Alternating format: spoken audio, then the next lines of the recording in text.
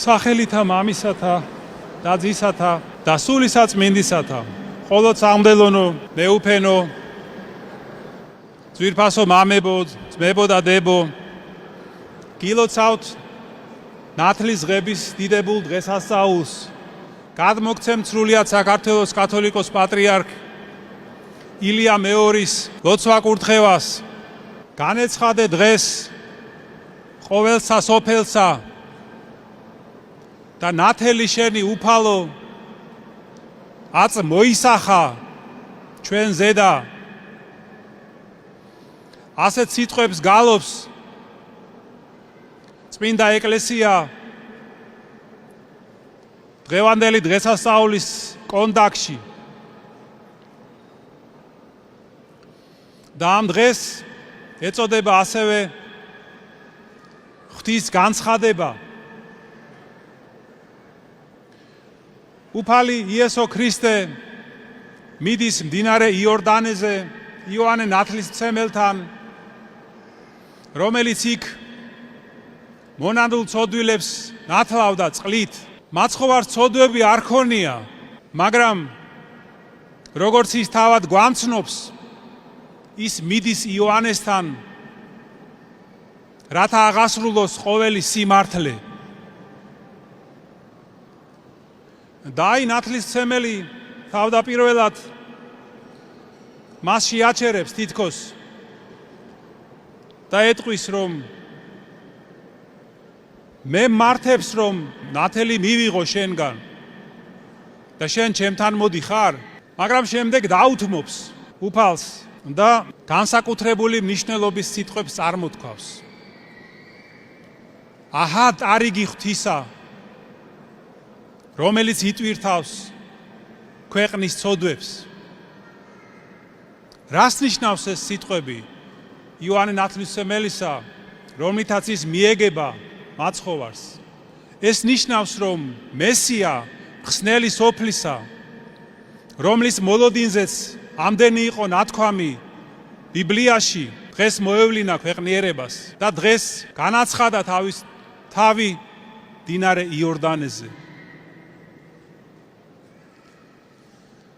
და როდესაც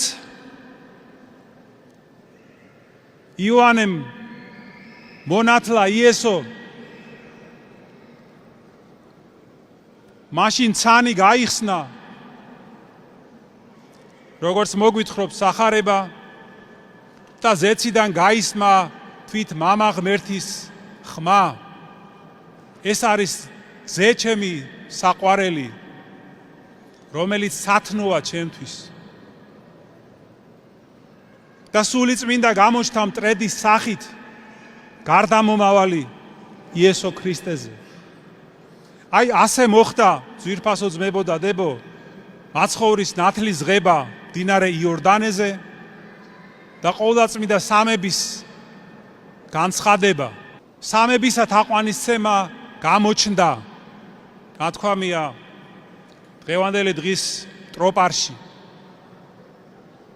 და ამიტომაც ბრძანა უფალმა იესო ქრისტემ, რომ ყველა ადამიანი, ვინც ინათლება, ვისაც წამს სამგვამოვანი ერთი ღმერთი, უნდა მოინათლოს სახელითა მამისათა და ძისათა და სულისაწმინდისათა.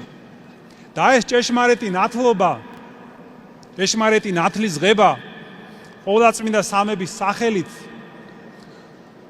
რომელიც შემდგომ უნდა ეკადაგათ მოციქულებს, როგორც ამბობს წმინდა იოანე ოქროპირი, მაცხოვარმა დაადგინა სწორედ ამ დღეს, როდესაც მიიღო ნათლის ღება მდინარე იორდანეზე იოანე ნათლისმცემელისგან. და აი ამ დღეს ეწოდება ღვთის განცხადება ასევე იმიტომ, რომ უფალი იესო ქრისტე ცნობილი გახდა ხალხისთვის. არა მაშინ, როდესაც იგი იშვა, არამედ როცა იგი მოინათლა მდინარე იორდანეზე. აი ნათლის ღებამდე იგი უცნობი იყო ხალხისთვის. კიდევ ერთხელ გილოცავთ, ძვირფასო ძმებო და დებო, ნათლისღებას ღმერთმა დაგლოცოთ, გაგახაროთ, გაგაძლიეროთ. ნათლისღების მადლს მოაქვსთვით ყოვლადწმინდა სამების მარადის მყოფი ნათელი და ძალა. და შეგვაძლებინოს უფალმა, რომ ფართოდ გავუხსნათ ჩვენი გულები აი ამ საღვთო სინათლეს და ძალას, რომელიც აქაც გადაგვარჩენს ჩვენ და შეგვიყვანს ცათა სასუფეველის მარადიულ ნათელში. ამინ.